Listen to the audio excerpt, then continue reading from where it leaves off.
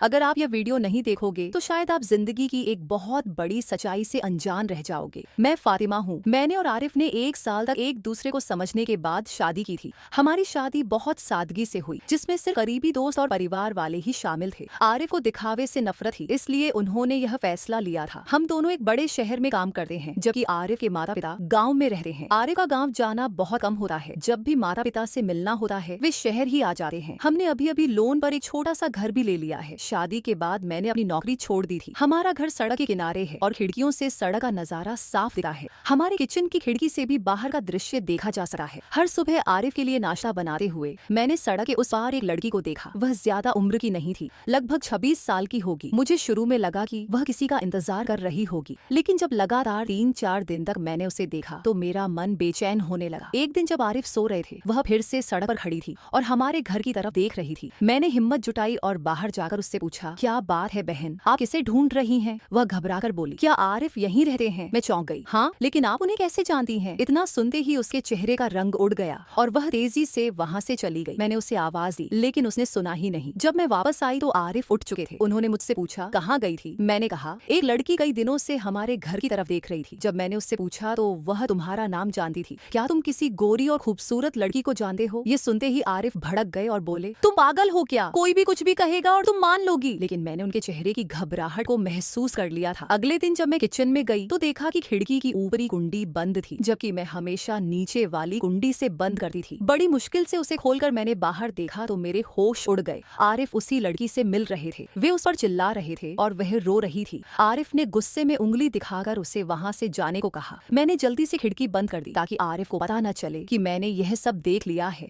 अब मेरे मन में हजारों सवाल उठने लगे। आखिर आरिफ मुझसे क्या छुपा रहे हैं? क्या मेरी शादी करना कोई गलती थी? आरिफ के ऑफिस जाने के बाद मैंने उनके कुछ दोस्तों से फोन पर बात की, लेकिन किसी को भी उस लड़की के बारे में कुछ नहीं पता था। फिर एक दिन जब मेरी तबीयत बहुत ज्यादा खराब हुई तो मैं पास के अस्पताल चली गई। दवा लेने के बाद जब मैं अस्पताल के पार्क में बैठी थी तो अचानक वही लड़की वहाँ नजर आई। उसे देखते ही जैसे मेरी सारी कमजोरी गायब हो गई। मैं तेजी से उसके पास पहुंची और उसका हाथ पकड़कर बोली, साफ साफ बताओ तुम कौन हो और आरिफ से तुम्हारा क्या रिश्ता है? उसकी आंखों से आंसू बहने लगे। उसने जो बताया उसे सुनकर मेरे पैरों तले जमीन खिसक गई। मैं आयशा हूँ, आरिफ की सगी बहन। मैंने अपनी पसंद के लड़के से शादी कर ली थी, इसलिए घर वालों ने मुझसे सारे रिश्ते तोड़ लिए। ये सुनते ही मेरा गुस्सा 7वें आसमान पर पहुंच गया। क्या कोई भाई अपनी बहन के साथ ऐसा कर सकता है? शाम को जब आरिफ घर आए तो मैं पहले से ही आयशा के साथ बैठी थी। आरिफ उसे देखकर गुस्से से बोले, तो तुमने इसे सब बता दिया? मैंने कहा, शर्म करो आरिफ, अपनी सगी बहन से रिश्ता तोड़कर तुमने क्या हासिल कर लिया? उसे तुम्हारी जरूरत है और तुम उसे पराया समझ रहे हो। तुमने अपनी पसंद की लड़की से शादी की, लेकिन जब आयशा ने यही किया तो तुमने उसे छोड़ दिया। अगर मुझे पहले पता होता कि तुम्हारी सोच इतनी संकीर्ण है तो मैं तुमसे कभी शादी नहीं करती। मेरी बात सुनकर आरिफ का चेहरा लाल हो गया, लेकिन उन्होंने कुछ नहीं कहा। मैंने अपने गहने उठाए और आयशा के साथ जाने लगी। तभी पीछे से आरिफ फूट फूट कर रोने लगे। हमने इसे रानी बनाकर रखा था, ये हमारी लाडली थी, लेकिन एक दिन बिना बताए चली गई। हमने इसे बहुत प्यार किया था। आयशा भी रो पड़ी। भैया, मुझे लगा आप नहीं मानेंगे, लेकिन मैंने कभी आप सबको भूलने की कोशिश नहीं की। उन दोनों को रोते देखकर मेरी आंखों में भी आंसू आ गए। आखिरकार